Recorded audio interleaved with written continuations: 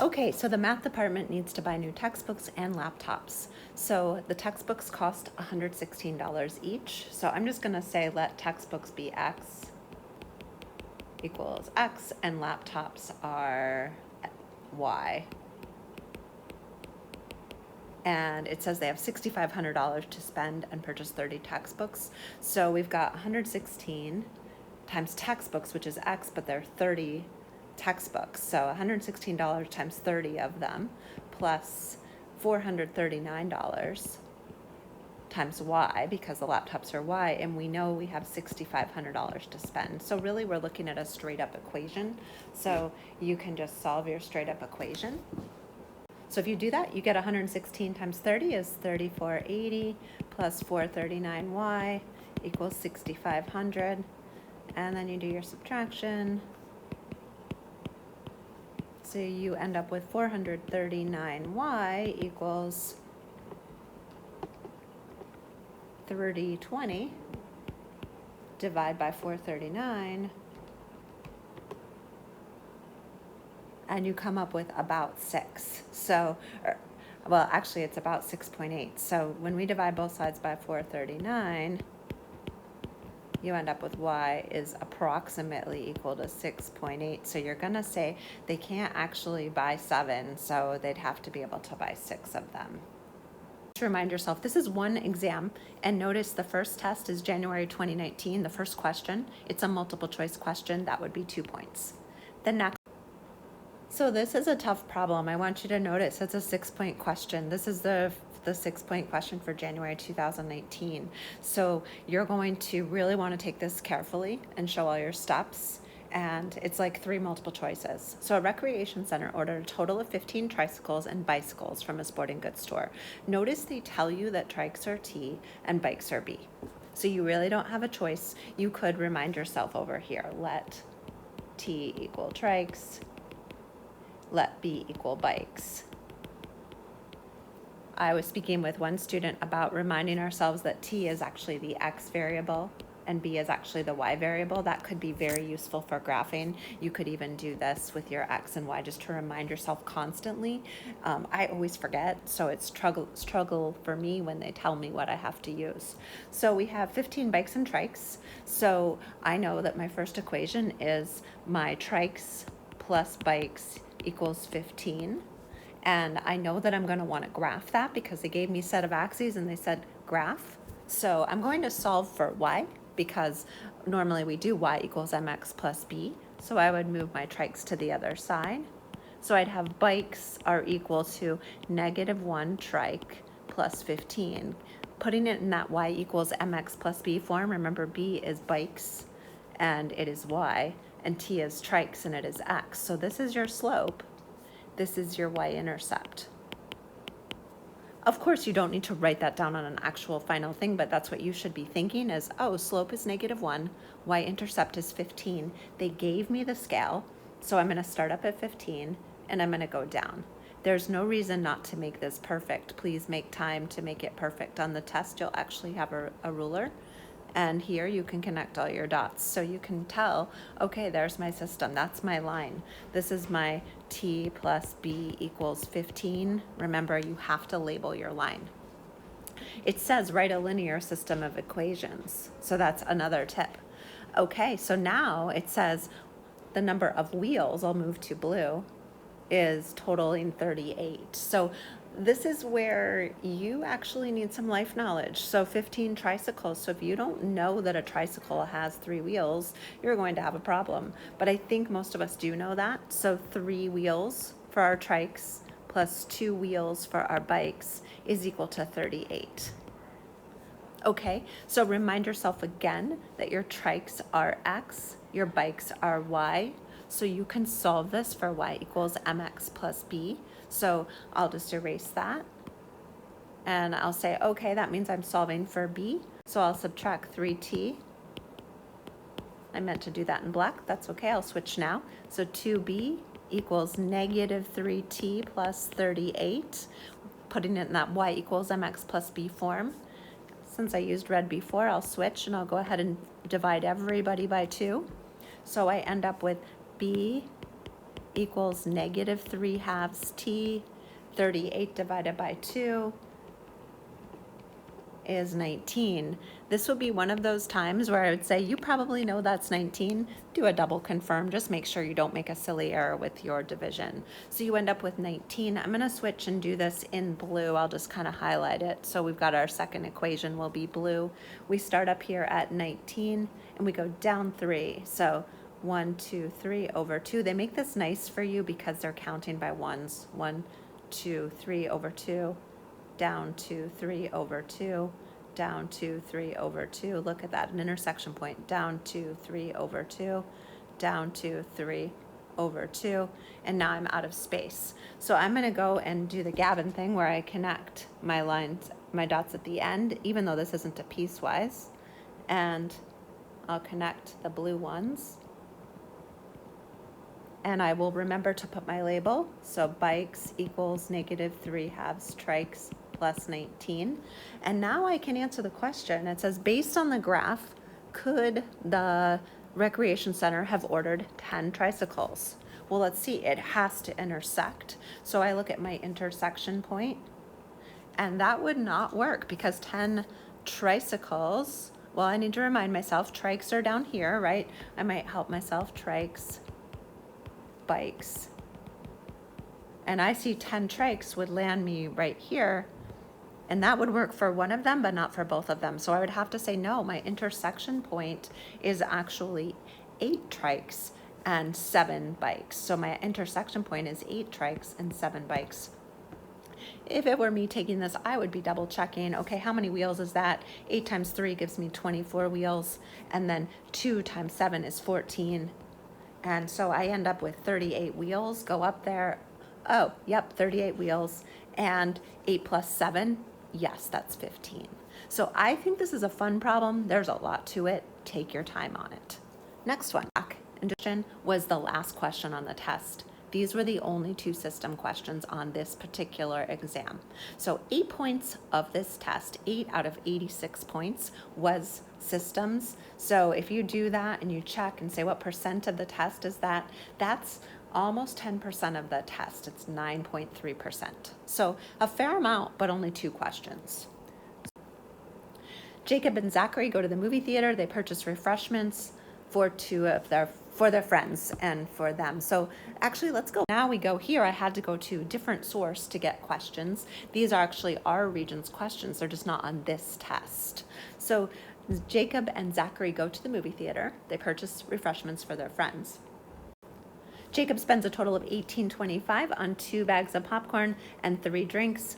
Zachary spends a total of $27.50 on 4 bags of popcorn and 2 drinks. Write a system of equations that can be used to find the price of 1 bag of popcorn and 1 drink. They don't tell you what you have to use for your let statements. So I'm going to say let P equal popcorn and let D equal drinks. You can totally do X and Y. So I know Jacob spends 2 bags of popcorn, so 2P plus 3D has to be $18.25. And the next one, Zachary, is $27.50 for 4 bags of popcorn and 2 drinks, and that has to be $27.50. Now, there was a video that I showed you in our playlist using your NSolve. Please do that to check your work.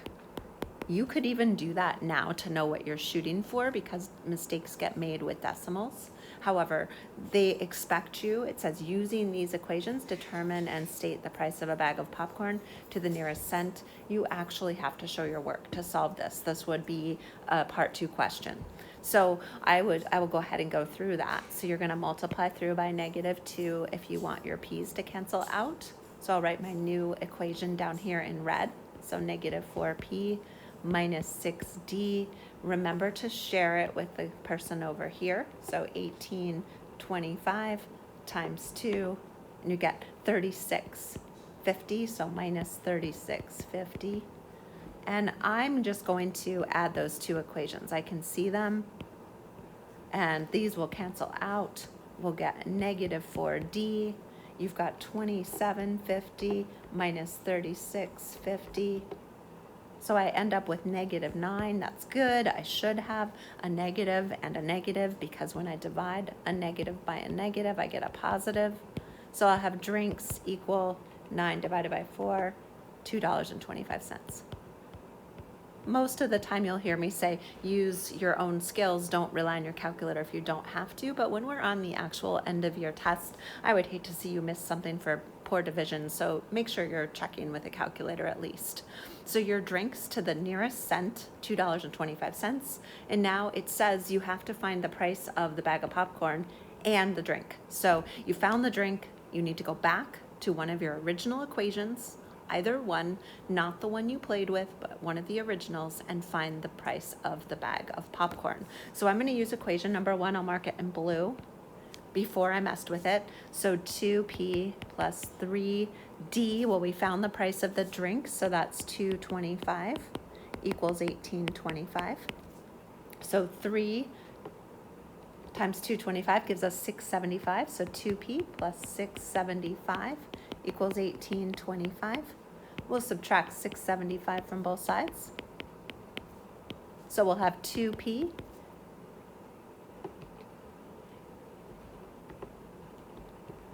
we'll do our subtraction. We end up with 1150 or 11.5 divided by 2. P equals, so we've got $5.75.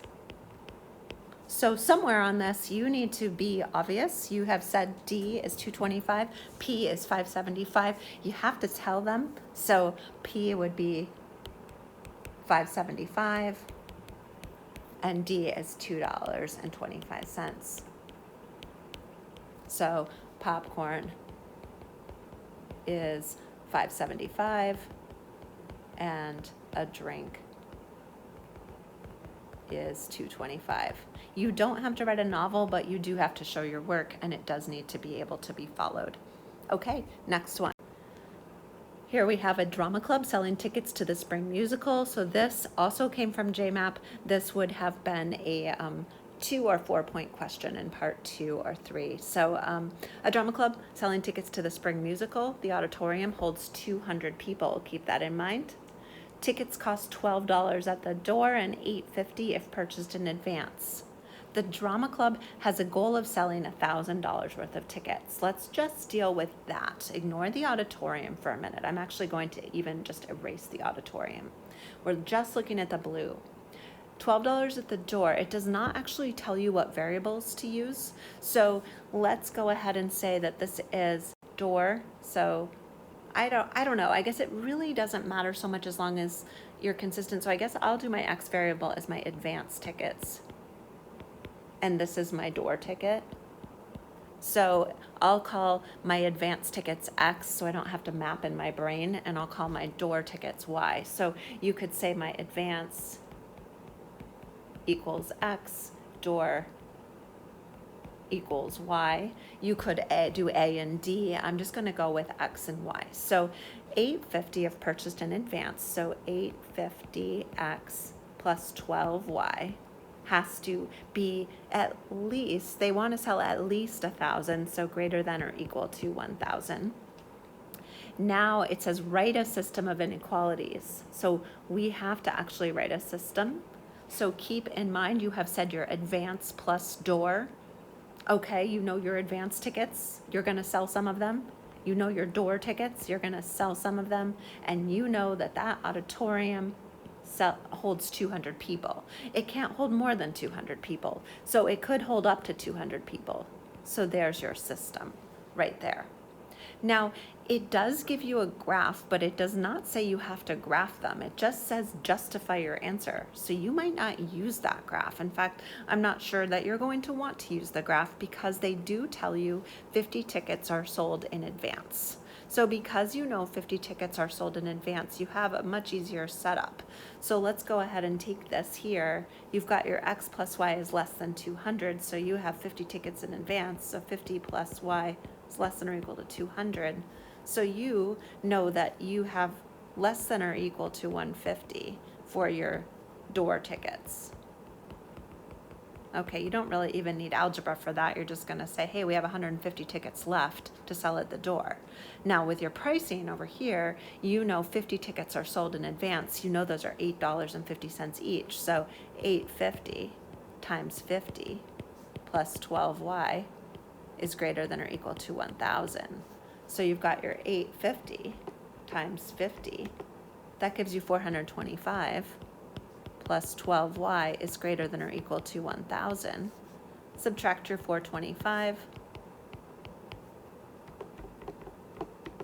and you end up with 575. So 12y has to be greater than or equal to 575. Divide by 12. You don't have to flip the inequality because you are dividing by a positive. So you end up with y has to be greater than or equal to 47.9. So basically, it says what is the minimum amount? It has to be greater than or equal to 47.9. So the minimum amount would be 48 tickets. So if they sell 48 tickets at the door, they could make $1,000. Well, let's check that. Let's see if our work is right. We're not just trying to answer the question and go on. We want to make sure we're right. So 850 times the 50 you sold in advance plus $12 times the 48 you sold at the door should be at least 1,000. Well, let's check. We already know 850 times 50 is 425. And then we're going to do 12 times 48. And that gives us 576. You're checking to see, is that greater than 1,000? Okay. So for 425, and I come up with 1,001 is greater than or equal to 1,000. Okay, why can't it be 47 tickets? It has to be greater than or equal to 47.9, so it has to round up to 48. You can't sell 0.1 of a ticket. All right, that is the end.